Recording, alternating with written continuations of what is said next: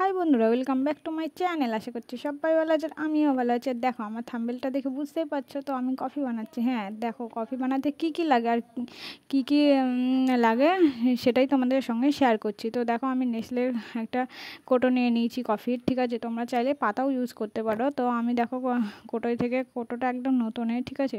তো আমি দেখো দেখলাম কফিও আছে আর দুধও আছে, তা আমাকে কে আটকায়। তখনই আমি কফি খাওয়ার মন চাইল। আর এই সুন্দর একটা মৌসুমে ঠান্ডা ঠান্ডা মানে হালকা হালকা ঝিরিঝিরি বৃষ্টি পড়ছে, আর সঙ্গে যদি এক কাপ হট কফি হয় তো কি কেমন ভালো লাগবে বলো।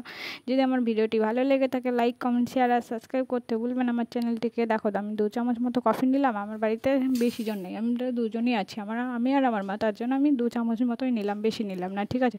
তোমাদের বাড়িতে যদি বেশি মানুষ থাকে তো বেশি পরিমাণে করতে পারো, কোনো অসুবিধা নাই, ঠিক আছে। তো দেখো কফিটা আমি নিয়ে নিয়েছি আর চিনিও দিয়ে দিয়েছি আর গরম জল। চিনিটা যতক্ষণ না গলবে ততক্ষণ ফেটাতে হবে, আর যতক্ষণ এই কালারটা না আসবে ততক্ষণ ফেটাতেই থাকবে। আর জল দিয়ে দিয়েছি, দেখো জলটা গরম করতে দিয়েছি, ঠিক আছে। আর দুধের প্যাকেট, দুধটাতে এবার গুলবো, ঠিক আছে। তো গরম করা হয়ে গেছে, এবার দুধটা গরম করব।